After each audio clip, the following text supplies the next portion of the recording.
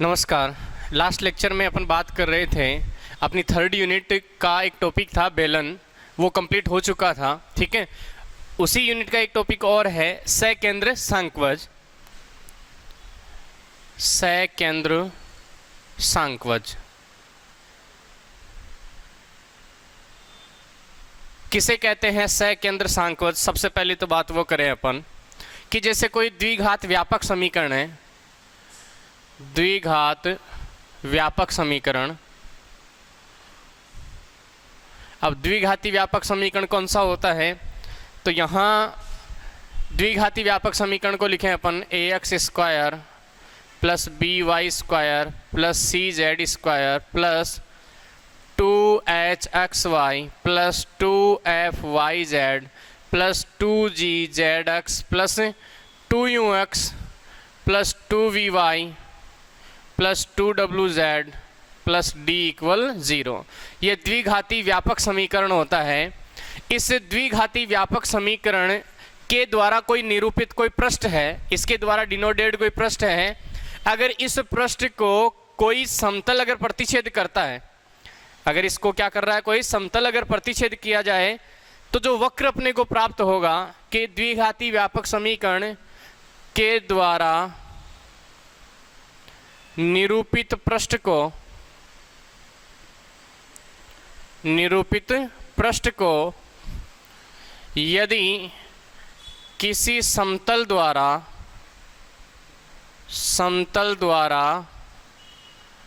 प्रतिच्छेद किया जाए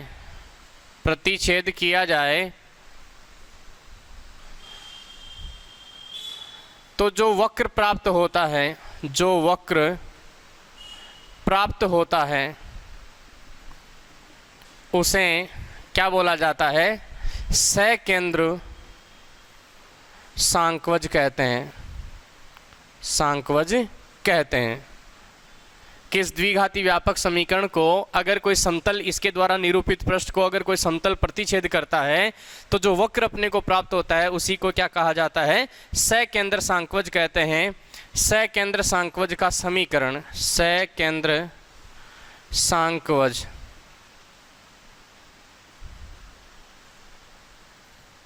सकेंद्र सांकवज जो होगा, इसका जो समीकरण होता है, तो इसके समीकरण को डिनोट करते हैं कैपिटल ax स्क्वायर या वक्र capital ax square plus by square plus cz square, भाई ax square plus by square plus cz square is equal 1 के द्वारा निरूपित पृष्ठ को क्या बोला जाता है? सकेंद्र सांकवज कहते हैं। इसके द्वारा जो निरूपित पृष्ठ होता है इसी को क्या बोला जाता है? सकेंद्र सांकवज कहते हैं। इसका केंद्र मूल बिंदु होता है तथा इसके केंद्र से जाने वाली सभी जीवाएं,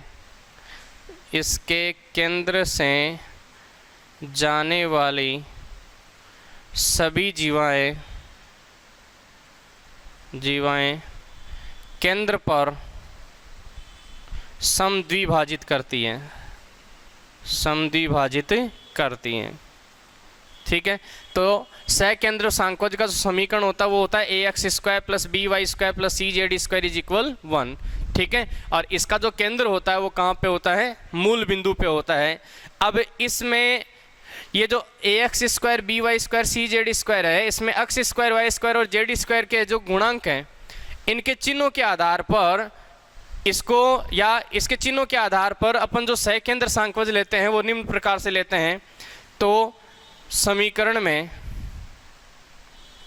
इस समीकरण में x square y square z square के गुणांकों के चिन्ह के आधार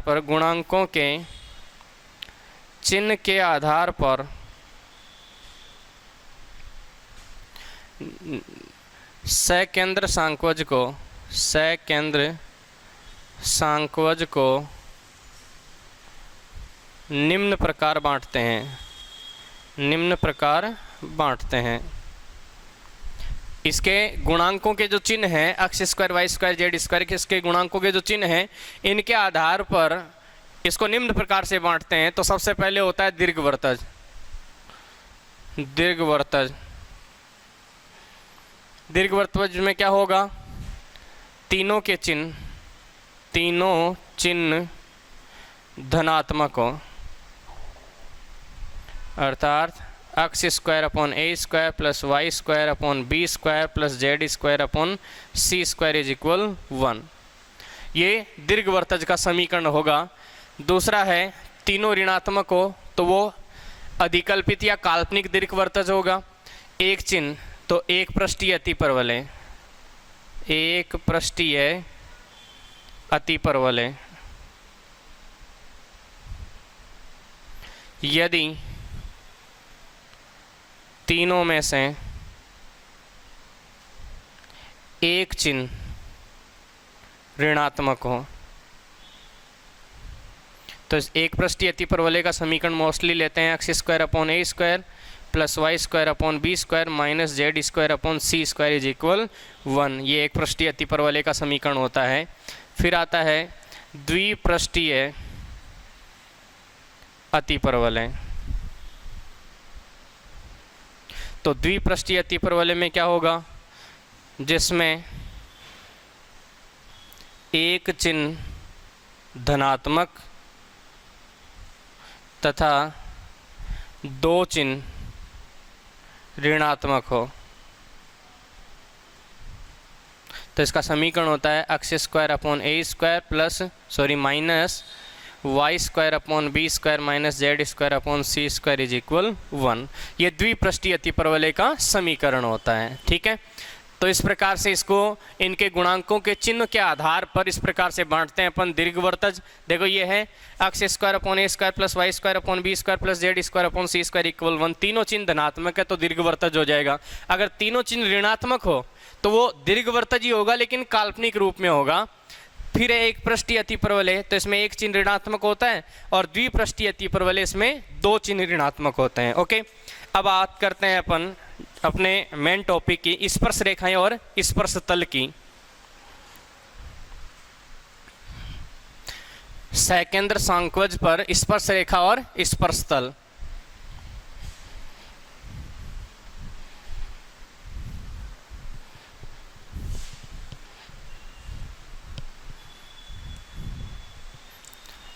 सकेंद्र सांक्वज की स्पर्श रेखा तथा स्पर्श तल का समीकरण। ठीक है, अब अगर किसी सकेंद्र सांक्वज के किसी बिंदु के ऊपर स्पर्श करने वाली जो रेखा होती है वो क्या कहलाती है, उसकी स्पर्श रेखा कहलाती है।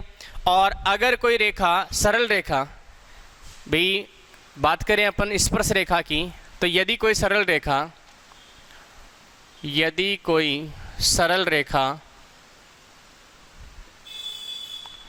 सकेंद्र सांक्वज को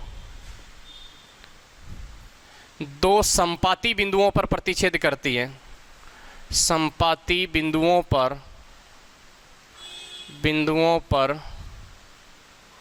प्रतिच्छेद करती है, तो वह रेखा सांक्वज की क्या कहलाएगी, स्पर्श रेखा कहलाती है, स्पर्श रेखा कहलाती है। ठीक है, कि अगर दो संपाती बिंदुओं पर अगर प्रतिच्छेद करेगी तो वह रेखा जो है वो सांक्वज की क्या कहलाएगी, स्पर्श रेखा कहलाती है। और ऐसे प्रतिच्छेदी बिंदुओं का बिंदुपथ, ऐसे प्रतिच्छेदी बिंदुओं का बिंदुपथ, प्रतिच्छेदी बिंदुओं का बिंदुपथ, ऐसे जो प्रतिच्छेदी बिंदु होते हैं जो दो संपाती बिंदुओं पर काट के जो प्रतिच्छेद कर रही है, तो ऐसे प्रतिच्छेदी बिंदुओं का बिंदुपथ सांक्वज का स्पर्श समतल कहलाता है, स्पर्श समतल कहलाता है। कि ऐसे प्रतिच्छेदी बिंदुओं का जो बिंदुपथ होता है उसी बिंदुपथ को क्या कहते हैं अपन, सांकवज का स्पर्श समतल या स्पर्श तल कहते हैं। ठीक है, अब स्पर्श तल का समीकरण कैसे ज्ञात करेंगे, तो सांकवज का समीकरण, स्पर्श तल का समीकरण ज्ञात करना, स्पर्श तल का समीकरण कौन से बिंदु पर, तो किसी बिंदु अल्फा बीटा गामा की बात करें अपन, सांकवज ax square plus by square plus cz square is equal 1 के बिंदु अल्फा बीटा गामा पर स्पर्श तल का समीकरण ज्ञात कीजिए। स्पर्श तल का समीकरण ज्ञात करना किस प्रकार से ज्ञात करेंगे, तो सांकवज का समीकरण दे रखा है, सांकवज का समीकरण दे रखा है ax square plus by square plus cz square is equal 1, समीकरण नंबर 1। अब इसके ऊपर कोई बिंदु है अल्फा बीटा गामा, इस पर स्थित बिंदु अल्फा बीटा गामा, ठीक है, से गुजरने वाली रेखा का समीकरण जिसकी या जिसके दिक् अनुपात LMN है। दिक् को जाए कहें, दिक् अनुपात कहें कि जिसके जो दिक् अनुपात हैं वो दिक् अनुपात कितने ले लेते हैं अपन, L, M और N अगर लेके चलें कि जिसकी दिक् को जाए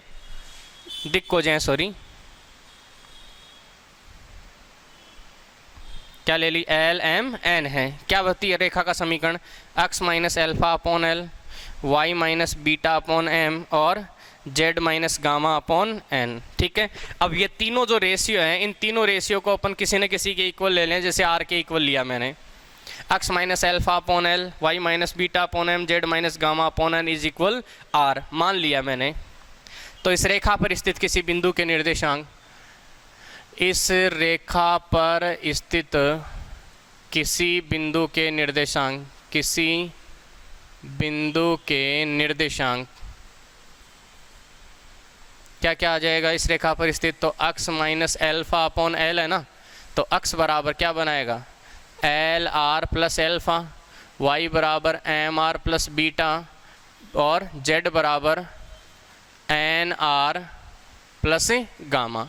ये बनाएगा कि इस रेखा पर स्थित किसी बिंदु के निर्देशांक आ जाएंगे l r plus alpha, m r plus beta और n r plus gamma. Okay, अब ये जो बिंदु का निर्देशांक अपने पास आया है, ये बिंदु का निर्देशांक इस सकेंद्र सांकवज, क्योंकि इस रेखा पर स्थित कोई भी बिंदु अगर है, कोई भी है, तो उसका निर्देशांक व्यापक रूप में इस रूप में होता है। अब मान लेते हैं कि ये जो बिंदु है वो स्पर्श बिंदु है, ये जो बिंदु है वो कौन सा है, स्पर्श बिंदु है। किस पर, सकेंद्र सांकवज पर। तो लिखेंगे कि इस रेखा पर स्थित किसी बिंदु के निर्देशांक x बराबर L r plus alpha, y बराबर एम आर प्लस बीटा और z बराबर एन आर प्लस गामा का रूप लेके चल रहे हैं अपन। तो यहां से यह बिंदु सांकवज पर स्थित है, सांकवज पर स्थित हो तो क्या आ जाएगा यहाँ से सांकवज के लिए, a into l r plus alpha का square plus b into m r plus beta का whole square plus c into n r plus gamma का होल स्क्वायर इज इक्वल 1। अब यहाँ से कम करते हैं अपन, जो आर स्क्वायर के पद हैं उनको एक जगह ले लेते हैं, r के पद एक जगह लेंगे और बाकी के पद एक जगह ले लेते हैं। तो क्या क्या बनेगा यहाँ से, आर स्क्वायर में देखो एक तो ये आएगा, एक ये आएगा और एक ये आएगा। तो क्या बनाएगा, r square into l square into a, या ए एल स्क्वायर हो गया, बी एम स्क्वायर और फिर सी एन स्क्वायर। ठीक है, आगे से क्या बनेगा यहाँ से, आर के पदों में, तो आर के पदों के लिए तो 2 आएगा और फिर आर और ले लेते हैं अपन। तो आर के पद में क्या आएगा, यहाँ से तो आएगा L alpha A, A L alpha plus B M beta plus C N gamma, ये बनेगा। और फिर आ जाएगा प्लस जो कांस्टेंट आएगा a alpha square plus b beta square plus c gamma square, और ठीक है, इज इक्वल कितना आया 1। ठीक है, अब यहाँ चूंकि बिंदु अल्फ़ा बीटा गामा भी सांख्यवज पर स्थित है, सांख्यवज पर स्थित है, अतः क्या आ जाएगा, a alpha square, alpha beta gamma को सांख्यवज से संतुष्ट करवाएंगे तो a alpha square plus b beta square plus c gamma square is equal 1। अतः ये जो समीकरण है ये अपने पास में एक आया ना, ये इसको समीकरण नाम दे देते हैं 2, और ये हो गया 3 और ये हो गया 4। तो समीकरण 3 से, समीकरण 3 में 4 का मान यहाँ रखेंगे, ए अल्फ़ा बी बीटा सी गामा का, तो 1, 1 से 1 क्या हो गया, कैंसिल। तो क्या बना यहाँ से, यह आ जाएगा R square into A L square plus B M square plus C N square plus 2r, और यहाँ आ जाएगा A L alpha plus B M beta plus C N gamma is equal 0। अब यहाँ इक्वल में 0 आ रहा है तो यह r के प्रत्येक मान के लिए तभी सत्य होगा, यह r के प्रत्येक मान के लिए सत्य है यदि एक तो कंडीशन आती है A L square B M square, A L square plus B M square plus C N square is equal 0, या तथा A L alpha plus B M beta plus C N gamma is equal क्या हो 0। ठीक है, तो ये समीकरण number 5 और ये समीकरण नंबर 6। हम बात करते हैं समीकरण नंबर 6 की। तो समीकरण 6 से, समीकरण 6 से क्या दे रखा है, A L alpha plus B M beta plus C N gamma is equal 0, और यहाँ A L alpha B M beta C N gamma is equal जो 0 दे रखा है। इस समीकरण को अगर लेके चलें अपन तो यहाँ से अपने पास में जो मान आएगा, देखो यहाँ समीकरण 2 में अगर देखें तो एल का मान कितना है, अल्फ़ा, बी का मान, तो यहाँ से समीकरण 2 से एल एम एन का मान रखने पर यह आ जाएगा, ए एल का मान है X minus alpha into alpha, B into Y minus beta into beta plus C into N minus gamma into gamma is equal 0। और यहाँ से जो मान बना अपने पास में यह आएगा ए एक्स, ठीक है, अल्फ़ा, तो ए अल्फ़ा एक्स या a x alpha, a alpha x कर देता हूँ, ए अल्फ़ा एक्स, इसमें से b beta y plus c gamma z ये बनेगा, और इसके साथ में a x alpha b beta y और सी गामा जेड, इसके साथ और क्या आएगा, a alpha square plus minus a alpha square minus b beta square minus c gamma square is equal 0। ये तीनों माइनस में इनको इधर लाएंगे तो प्लस का हो जाएगा, तो a alpha x plus b beta y plus c gamma z is equal a alpha square b beta square c gamma square, तो a alpha square b beta square c gamma square is equal कितना होता है 1।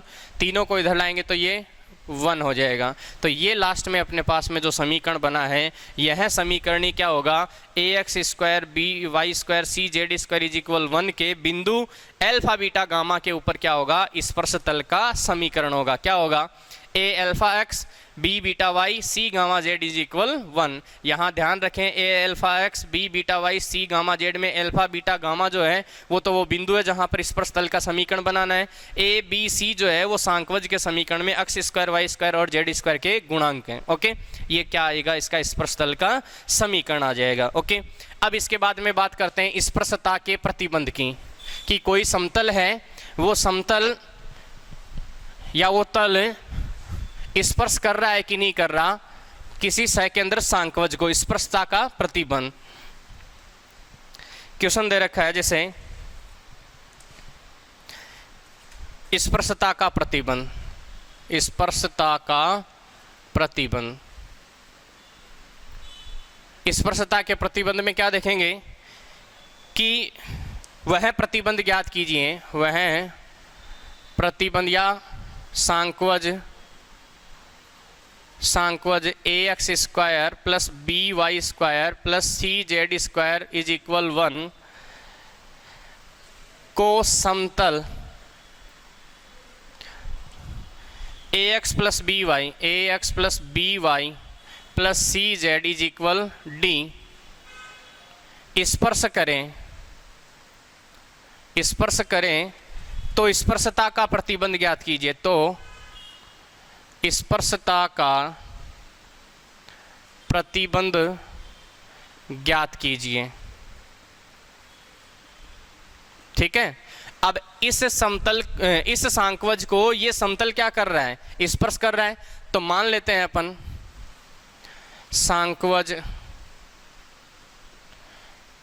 ए x square plus b y square plus c z square is equal 1 के बिंदु alpha beta gamma पर स्पर्श तल का समीकरण, अगर स्पर्श तल का समीकरण बनाएं तो आता है a alpha x plus b beta y plus c gamma z is equal 1। यही होता है, ये समीकरण नंबर 1। परंतु सांख्यवज का स्पर्श समतल, वैसे सांख्यवज का स्पर्श समतल है कौन, a x plus b y plus c z is equal d. ये समीकरण नंबर 2। यहाँ समीकरण 1 व 2 दोनों एक ही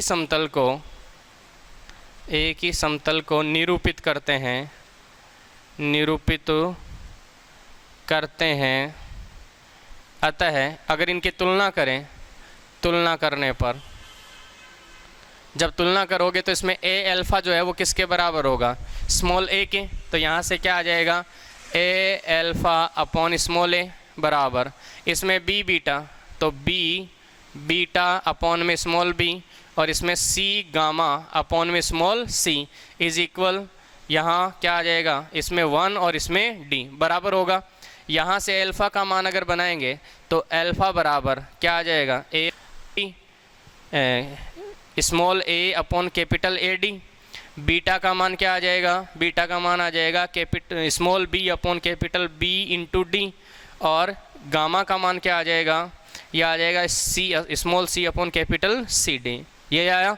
अब अल्फ़ा बीटा गामा क्या है, वो स्पर्श बिंदु है, और स्पर्श बिंदु है तो ये स्पर्श बिंदु अल्फ़ा बीटा गामा कहाँ पे स्थित है, अल्फ़ा बीटा गामा सांख्यवज पर स्थित है। बिंदु अल्फ़ा बीटा गामा सांख्यवज पर स्थित है,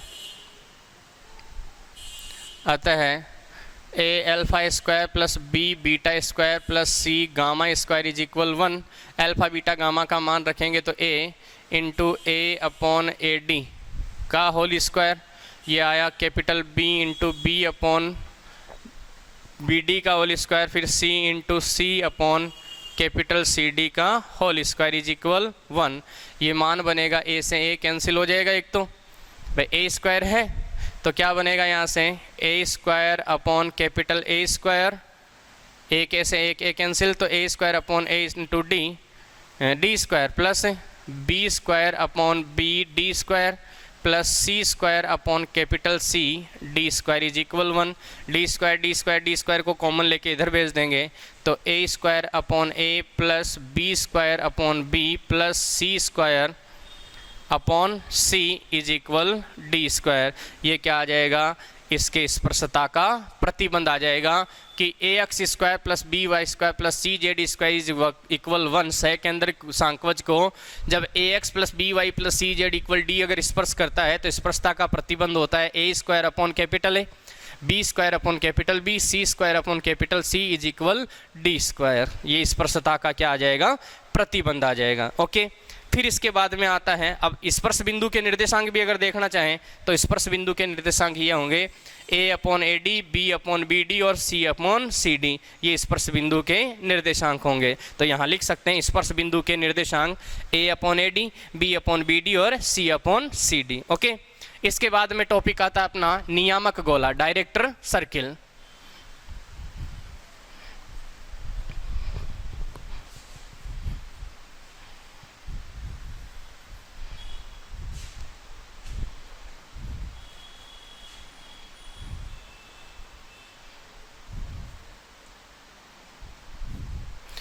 डायरेक्टर सर्किल, नियामक गोला।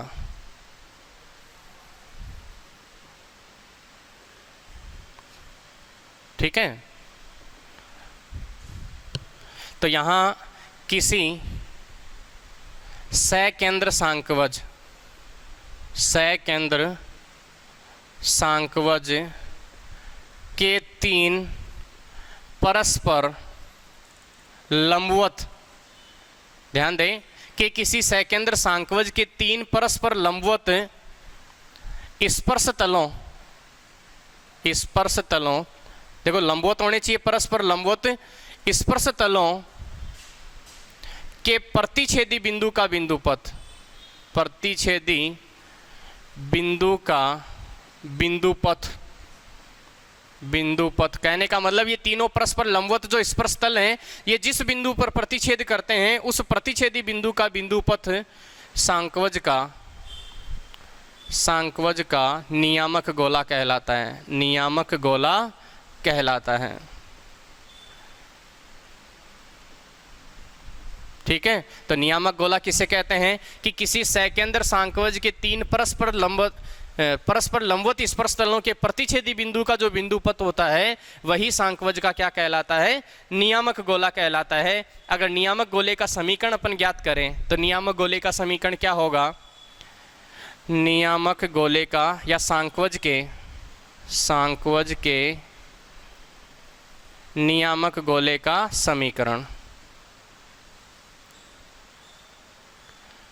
क्या होगा, सांकवज के नियामक गोले का समीकरण। तो सांकवज के नियामक गोले का समीकरण अपन ज्ञात करते हैं, सांकवज का समीकरण, सांकवज का समीकरण, सांकवज का समीकरण क्या होगा, a x square plus b y square plus c z square is equal 1।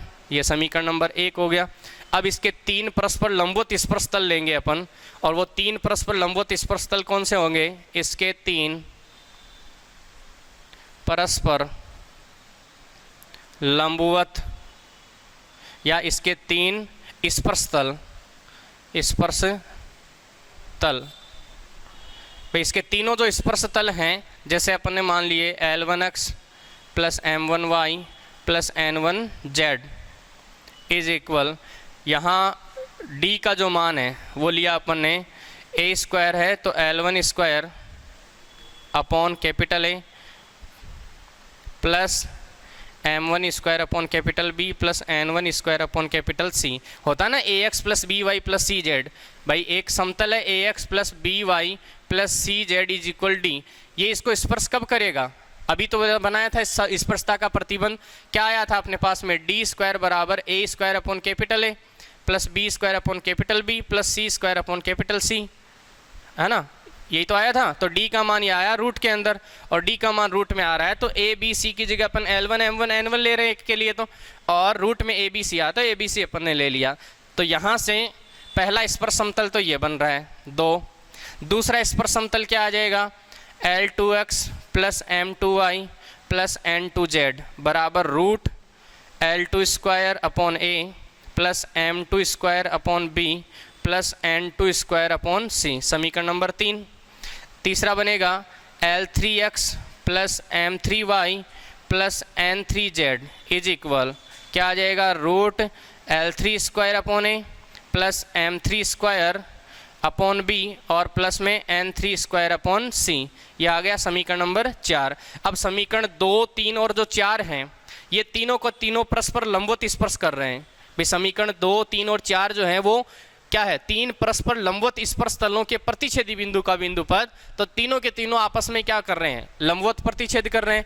अगर ये तीनों के तीनों स्पर्श समतल जो हैं अगर लंबवत हो, यदि समीकरण या यदि ये तीनों स्पर्श तल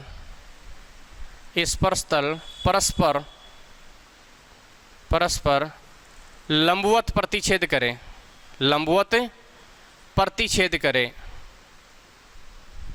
तो ऐसी पोजीशन में क्या क्या आ जाएगा अपने पास में, देखो अगर तीनों के तीनों लंबवत प्रतिच्छेद करते हैं तो सबसे पहली बात तो इनकी दिक्कोजों को ले अपन L1 square plus M1 square plus N1 square, इसका मान 1 के बराबर होता है। L2 square plus M2 square plus N2 square is equal भी कितना 1। फिर L3 स्क्वायर, क्योंकि दिक्कोजों कवर गई है, L3 स्क्वायर M3 स्क्वायर और N3 स्क्वायर इज इक्वल भी 1 होता है।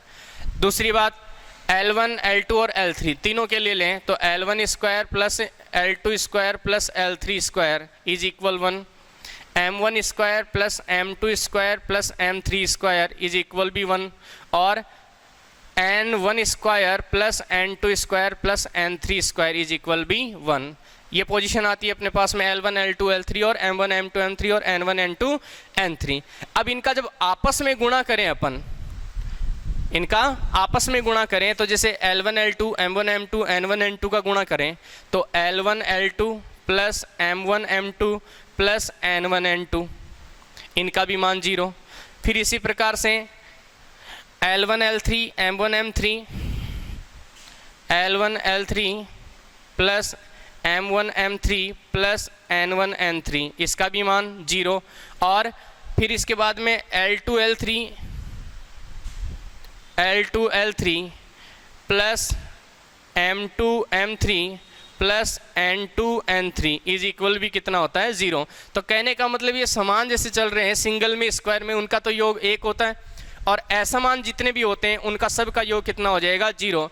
अब अगर मैं L1 को M1 से भी गुणा करूं, इनका भी आपस में अगर गुणा हो L1 M1, ठीक है भाई L1 का M1 फिर L2 M2 फिर L3 M3, तो इनका भी L1 M1 plus L2 M2 plus L3 M3 बराबर भी क्या होगा 0।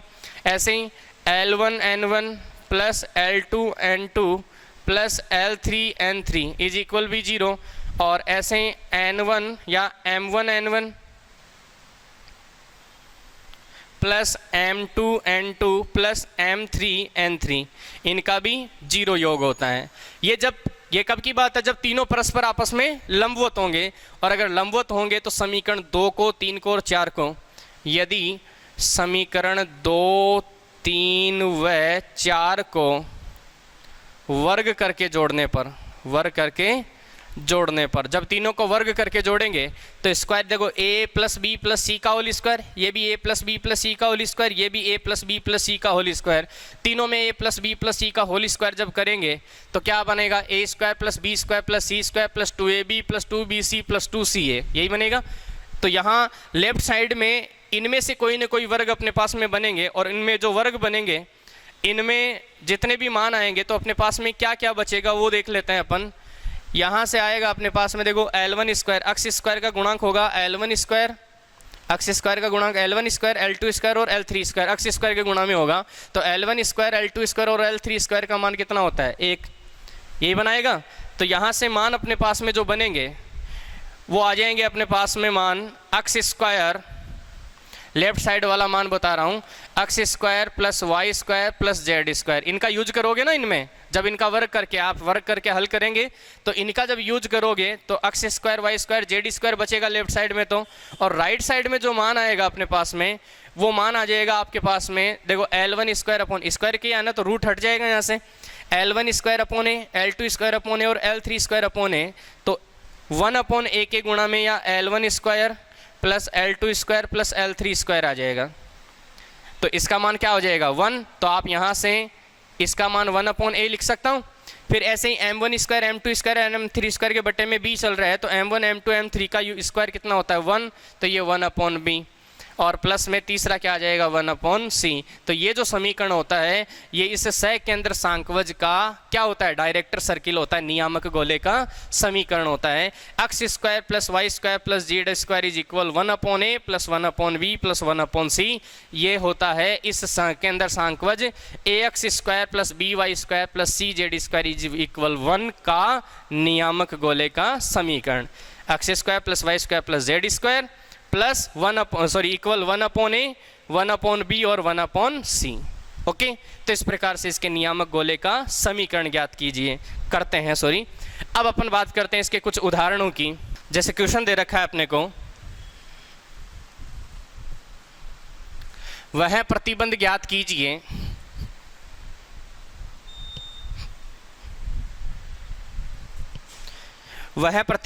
कीजिए कि समतल, प्रतिबंध ज्ञात करो कि समतल, कौन सा समतल है, Lx plus My plus Nz बराबर P, दीर्घवृत्तज एक दीर्घवृत्तज दे रखा है, x square upon A square plus Y square plus Z square upon C square is equal 1 को स्पर्श करे, और स्पर्श बिंदु भी ज्ञात कीजिए, को स्पर्श करे तथा स्पर्श बिंदु भी ज्ञात कीजिए, ठीक है। अब यहाँ दीर्घवृत्तज का समीकरण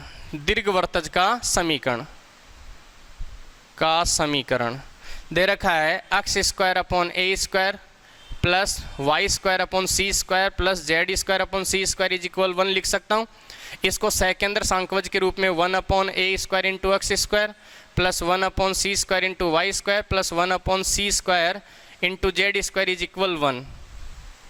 यह a x square plus b y square plus c z square is equal 1 का रूप है जहाँ ए बराबर क्या ले सकता हूँ मैं 1 अपॉन ए स्क्वायर प्लस बी बराबर, तो क्या आ जाएगा बी बराबर 1 अपॉन बी स्क्वायर और सी बराबर 1 अपॉन सी स्क्वायर, ये आया।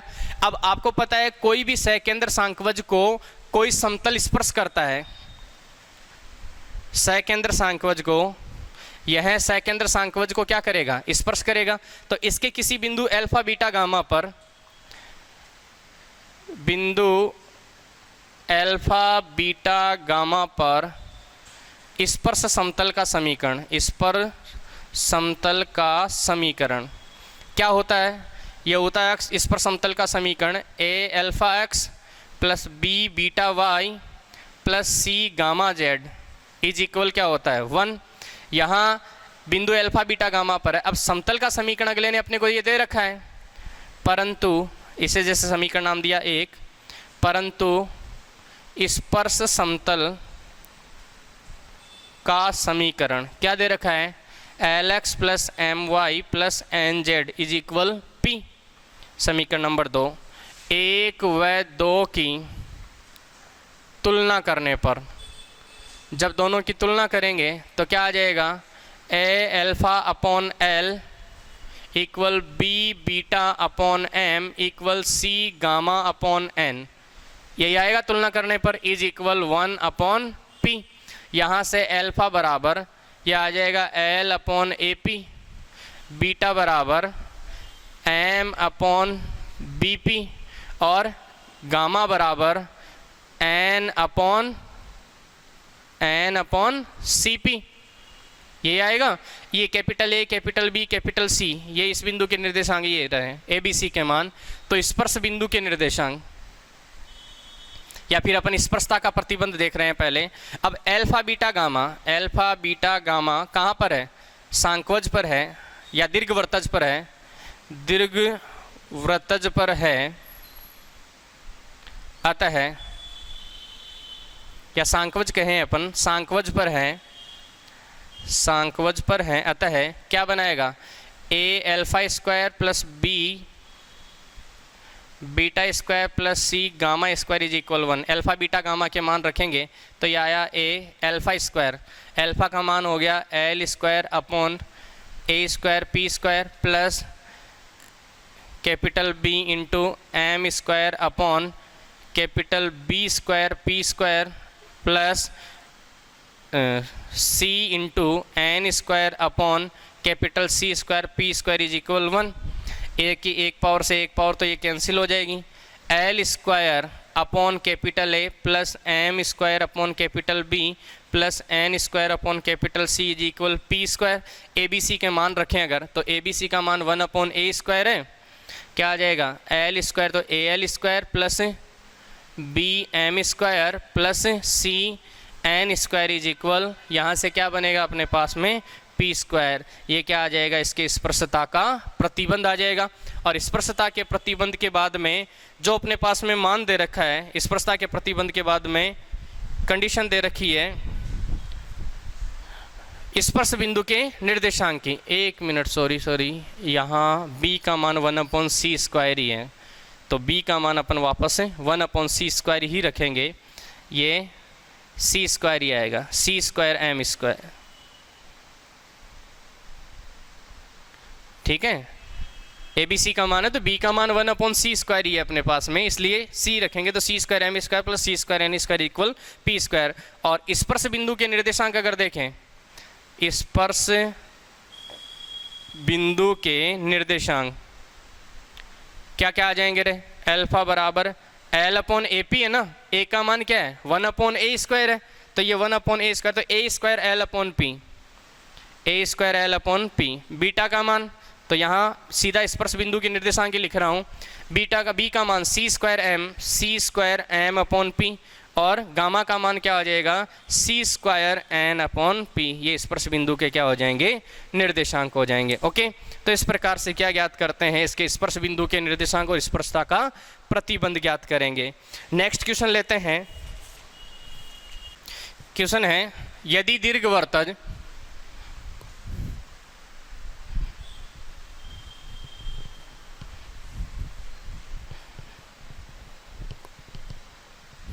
X square upon A square plus Y square upon B square plus C square upon z square upon C square is equal 1 का स्पर्शतल अक्षों से अल्फा बीटा गामा अंतःखंड काटता है। अल्फा बीटा गामा अंतःखंड काटता है कि इसका स्पर्श तल जो है वो अक्षों के साथ में अल्फा बीटा गामा का अंतःखंड काटता है। तो सिद्ध करो कि a square upon alpha square plus B square upon beta square plus C square upon gamma square is equal 1। ठीक है। अब सबसे पहली बात तो जो दीर्घवृत्तज दे रखा है, दीर्घवृत्तज का समीकरण 1 upon A square into x square plus 1 upon B square into y square plus 1 upon C square into z square is equal 1, जो कि a x square plus b y square plus c z square is equal 1 का रूप है,